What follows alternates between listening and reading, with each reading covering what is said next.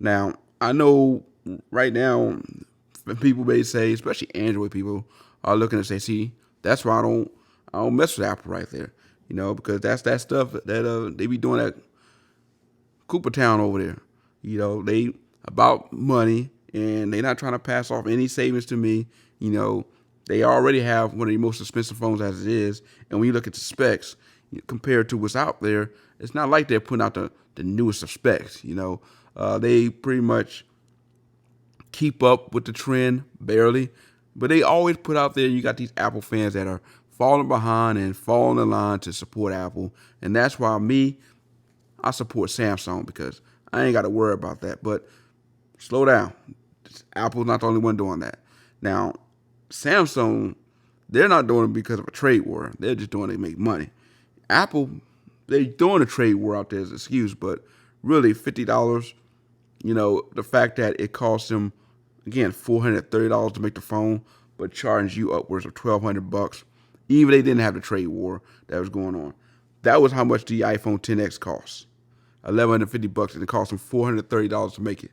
And they didn't have a trade war to worry about last year when they made the iPhone 10s.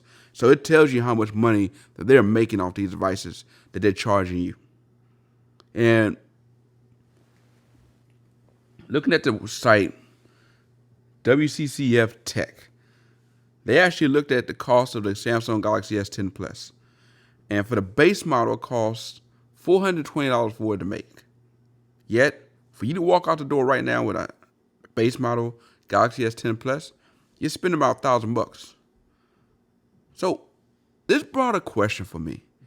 When you look at all of these smartphones on the market, when you look at what it takes to put these phones so that you can buy it, I mean, we know what goes into making it, the sticker price what it is. A lot of it being marketing, to market this phone or these phones, the iPhone and the Galaxies to the public so that they see it, where it airs on local television right before sporting events or your favorite television show.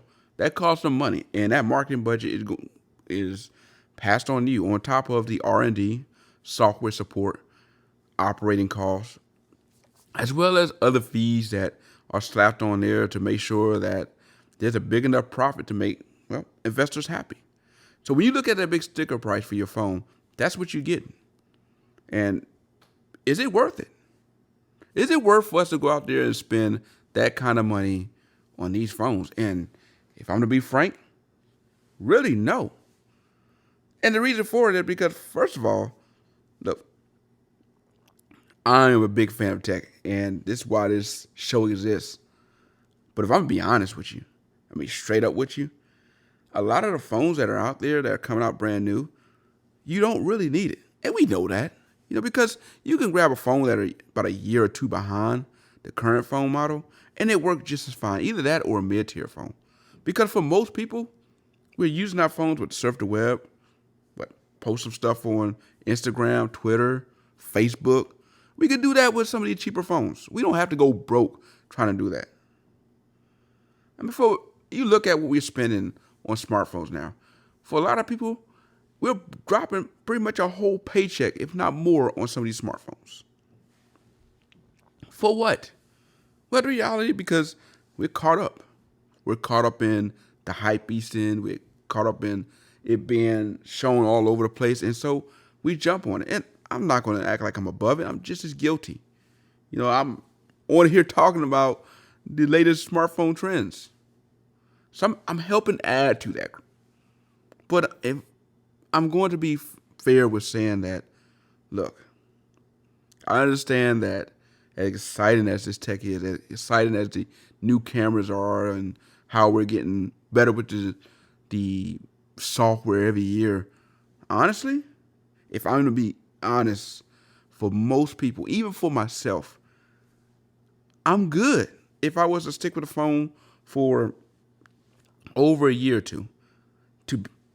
A good example of that, so I use my OnePlus 7 Pro as my daily driver. But with it, I bring my OG Pixel, and I use it as my work phone. The reason why is because, at work, I like to use messaging for web so that everything I'm doing, it pops up on on my computer screen or one of my computer monitors. And quite frankly, my work emails, I'm okay being up there because it's basically work emails. But I don't want my personal email up there. So the only way I can separate it, where I can make sure my work email does that, is to have a Google File account for my Pixel and just make sure that phone number is used for work on it. So that basically any message that pop up on the web, just in case someone looking on my shoulder, it's all work related. And I'm not worried about any personal information, being read by coworkers or eyes just looking over your shoulder. So as much as I'm a fan of OnePlus 7 Pro, is as far as phones out there, I think, at the end of the year, it may go down as one of the best phones of the year, especially for what you're getting for the price.